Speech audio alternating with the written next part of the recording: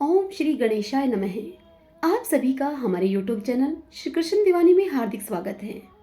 आज के पावन दिन मैं आप सबके समक्ष ज्येष्ठ मास में सुनी जाने वाली गणेश चौथ व्रत की कहानी प्रस्तुत कर रही हूँ। सर्वप्रथम इस व्रत की पूजन विधि जान लेते हैं। ज्येष्ठ महीने की कृष्ण चतुर्थी को आखू अर्थात मूषक रथा गणेश जी के स्वरूप की पूजा करने का विधान है। प्रातःकाल उठकर स्नान करके गणेश जी के सामने दोनों हाथ जोड़कर गणेश चतुर्थी व्रत का संकल्प करें। संकल्प करते समय भगवान गणेश के समक्ष इस प्रकार से कहें, हे एक दंत मूषक रथा गणेश जी, मैं चतुर्थी व्रत को करने का संकल्प करती हूँ। आज मैं पूरे दिन निराहार रहकर आपके स्वरूप का ध्यान करूंगी एवं शाम को आपका पूजन करके चंद्रोदय के बाद चंद्रमा को अर्घ देने के पश्चात ही भोजन ग्रहण करूंगी।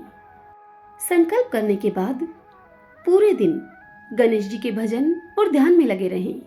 शाम को स्नान करके स्वच्छ वस्त्र धारण करके विधि पूर्वक धूप, दीप, अक्षत, चंदन, सिंदूर, नैवेद्य आदि से गणेश जी का पूजन करें। नैवेद्य के रूप में घी से बने हुए हलवे, पूड़ी और लड्डू इत्यादि का भोग लगाएं। पूजन करने के बाद चंद्रमा के निकलने पर चंद्रमा का पूजन करके अर्घ्य अर्पित करें। ज्येष्ठ कृष्ण पक्ष की चतुर्थी व्रत की कथा को सुने। ब्राह्मणों को अपने सामर्थ्य के अनुसार इस दिन दान दें। उसके बाद प्रसाद को सभी में बांटकर स्वयं भी ग्रहण कर लें। इस व्रत के करने से सौभाग्य एवं पति की प्राप्ति होती है। इस व्रत को करने से शत्रुओं का नाश होता है और सभी प्रकार के मनोरथ सिद्ध होते हैं। आइए अब हम इस व्रत की कथा को सुनते हैं। सभी बोलिए गणेश जी महाराज की जय, चौथ माता की जय। किसी नगर में एक बूढ़ी माँ रहा करती थी। वह अपने बेटे की सलामती के लिए 12 महीनों की चौथ का व्रत करती थी। हर चौथ को पंसारी से थोड़ा सा गुड़ और थोड़ा सा घी लाकर 4 लड्डू बनाती थी। एक लड्डू बेटे को देती, एक लड्डू से पूजा करती और एक हथकार के लिए निकालती और एक चांद उगने पर खुद खा लेती थी। एक बार उसका बेटा ताई से मिलने के लिए चला गया। तब उसकी ताई ने वैशाखी चौथ का व्रत कर रखा था। तब उसने ताई से पूछा कि मेरी माँ तो 12 चौथ करती है। तब वह ताई बोली कि तेरी माँ तेरी कमाई से मालू गटका खाने के लिए 12 चौथ करती है। यदि तू परदेश चला जाए तो वह एक भी चौथ न करेगी। लड़के को लगा कि ताई सच कह रही है और अब लड़का घर आकर अपनी माँ से कहने लगा कि माँ, मैं परदेश जा रहा हूँ। यहाँ तो तू मेरी कमाई को खाने पीने में ही उड़ा देती है। तब माँ सब समझ गई। उसने समझा बुझाकर अपने बेटे को रोकना चाहा, पर बेटा नहीं माना। तब उस माँ ने उसे साथ लेकर जाने के लिए चौथ माता के आखे दिए, आखे अर्थात अनाज के दाने, और कहा कि मुसीबत पड़े तो ये आखे तेरी मदद करेंगे। अपनी माँ से वह आखे लेकर अब वह लड़का चल पड़ा। घूमते हुए वह लड़का एक नगर में पहुंचा। उस लड़के ने वहां देखा कि एक बूढ़ी माँ रोती जा रही थी और पुए बनाती जा रही थी। उस लड़के ने उससे कारण पूछा तो बूढ़ी माँ ने उसे कहा कि बेटा, इस नगर की पहाड़ी पर एक दैत्य रहता है। पहले वह नगर में आकर कई लोगों को खाने के लिए मार देता था, लेकिन अब राजा ने दैत्य से बात करके अब राजा हर घर से दैत्य के पास एक आदमी भेजता है और आज मेरे बेटे की बारी है, इसलिए मैं रो रही हूँ और उसी के लिए यह पुए बना रही हूँ। यह सुनकर वह लड़का बोला कि माँ, यह पुए तू मुझे खिला दे, तेरे बेटे की जगह पर मैं चला जाता हूँ। बूढ़ी माँ ने खीर पुए उसे खिला दिए। खा पीकर अब वह लड़का सो गया। रात को राजा के सैनिक आए और बूढ़ी माँ का दरवाजा बजाने लगे। अब बूढ़ी माँ बेचारी पराये पुत्र को कैसे जगाए। कभी वह रसोई में जाकर बर्तन खड़काए तो कभी बर्तनों को गिराए। उन बर्तनों की आवाज सुनकर वह लड़का जाग गया और वह उस बूढ़ी माँ के पास जाकर कहने लगा कि माँ, क्या बात है, दरवाजे पर कौन है। तब उस बूढ़ी माँ ने आंखों में आंसू भरते हुए कहा कि बेटा, राजा के सिपाही आ गए हैं, क्या करूं। तब वह लड़का बोला कि तुम चिंता मत करो, तुम्हारे बेटे के स्थान पर मैं जा रहा हूँ। और बुढ़िया माई से यह कहकर वह लड़का उन राजा के सिपाहियों के साथ चल दिया। अब राजा के सिपाहियों के साथ वह लड़का नगर से बाहर आ गया। और नगर से बाहर एक ऊंची पहाड़ी थी जिस पर कि वह राक्षस रहा करता था। राजा के सिपाही उस पहाड़ी की ओर उसे जाने का संकेत देकर वापस नगर में चल दिए और वह लड़का अब पहाड़ी की ओर बढ़ने लगा। जब वह लड़का उस राक्षस के सामने पहुंचा तो वहां पहुंचने पर उसने अपनी माँ के दिए हुए चौथ माता के आंखें दैत्य की तरफ फेंक दिए और कहा कि हे चौथ माता, यदि मेरी माँ मेरी सलामती के लिए चौथ माता का व्रत करती है तो इस दैत्य का सिर कट कर गिर जाए। तुरंत ही दैत्य का सिर कट गया। लड़का वापस आ गया।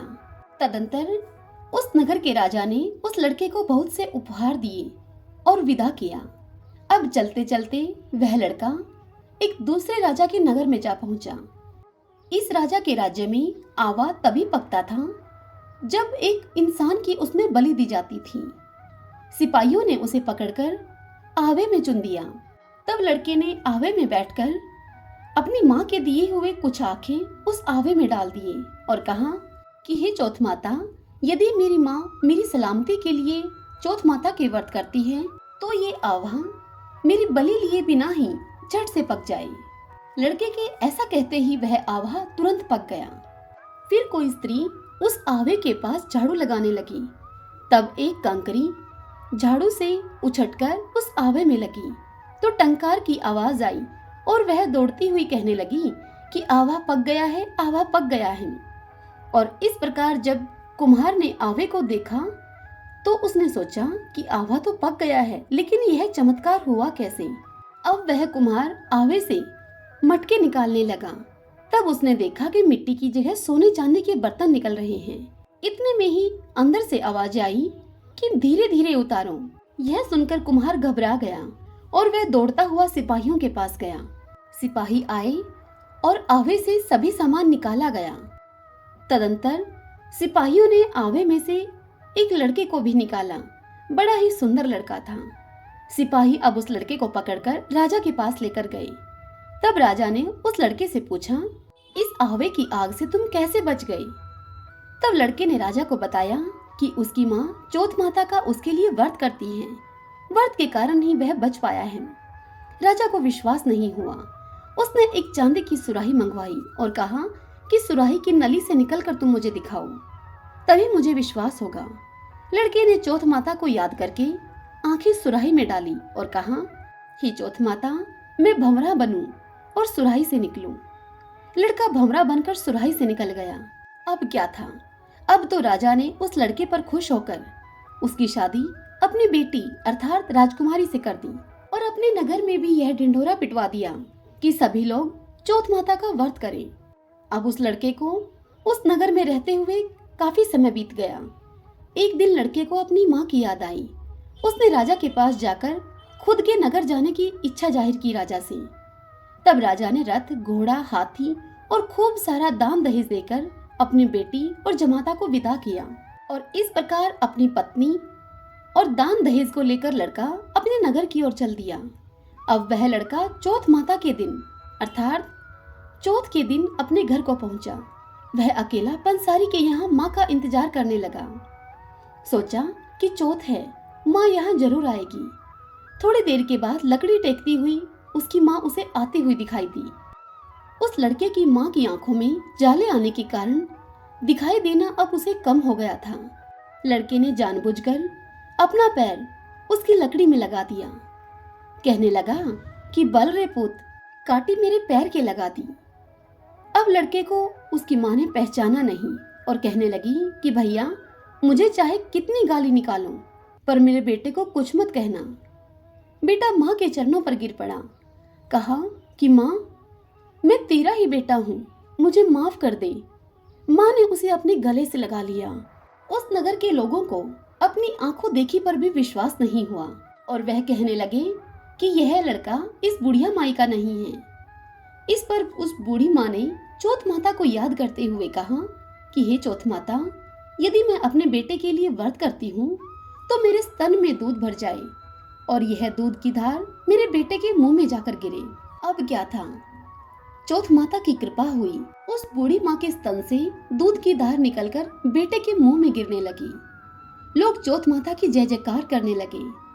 उस नगर के सभी लोग अब चौथ माता का व्रत करने लगे।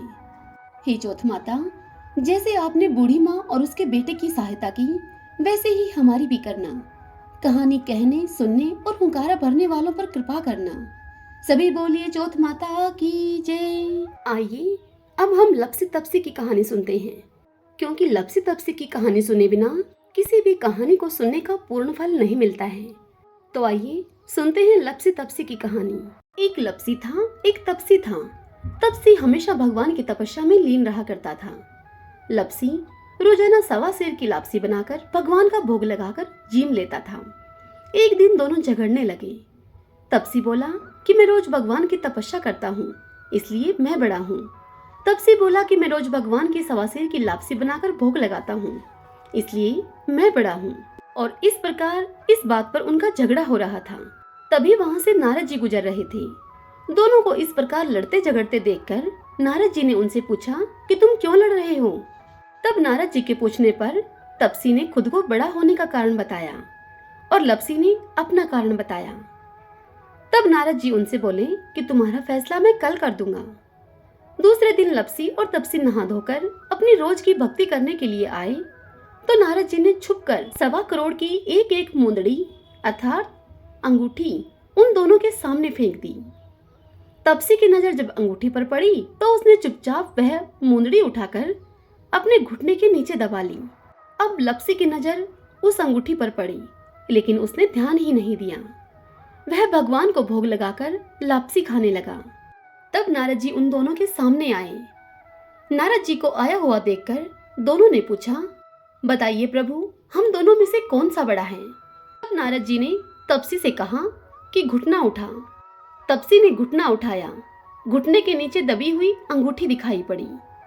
नारद जी ने तपसी से कहा कि तपस्या करने के बाद भी तुम्हारी चोरी करने की आदत नहीं गई, इसलिए लपसी बड़ा है और तुम्हें तुम्हारी तपस्या का कोई फल भी नहीं मिलेगा। यह सुनकर तपसी शर्मिंदा होकर नारद जी से माफी मांगने लगा और कहने लगा कि मुझे मेरी तपस्या का फल कैसे मिलेगा, मुझे बताइए। तब नारद जी ने उससे कहा कि यदि कोई गाय और कुत्ते की रोटी नहीं बनाएगा तो उसका फल तुझे मिलेगा। यदि कोई ब्राह्मण को भोजन करवाकर दक्षिणा नहीं देगा तो उसका फल तुझे मिलेगा। यदि कोई साड़ी के साथ ब्लाउज नहीं देगा तो उसका फल तुझे मिलेगा। यदि कोई दिए से दिया जलाएगा तो उसका फल तुझे मिलेगा। यदि कोई सारी कहानी सुनकर तुम्हारी कहानी नहीं सुनेगा तो उसका फल तुझे मिलेगा। बस उसी दिन से हर व्रत कथा कहानी के साथ लपसी तपसी की कहानी को सुनने का भी विधान हो गया। इसलिए हर व्रत कथा कहानी को सुनने के बाद लपसी तपसी की कहानी कही और सुनी जाती है। सभी बोलिए चौथ माता की जय, गणेश जी महाराज की जय। यदि आपको यह कथा पसंद आई हो तो इस वीडियो को आप लाइक करें, अपने अपनों के साथ इसे शेयर करें और कमेंट बॉक्स में चौथ माता की जय लिखिएगा। और यदि आप हमारे इस चैनल श्री कृष्ण दीवानी पर पहली बार आए हैं तो इस चैनल को आप सब्सक्राइब कर लीजिए और बेल आइकन का बटन भी प्रेस कर लीजिएगा, ताकि आपको हमारे आने वाले नए वीडियोस की सभी जानकारी सबसे पहले मिल सके। जय श्री कृष्णा, राधे राधे।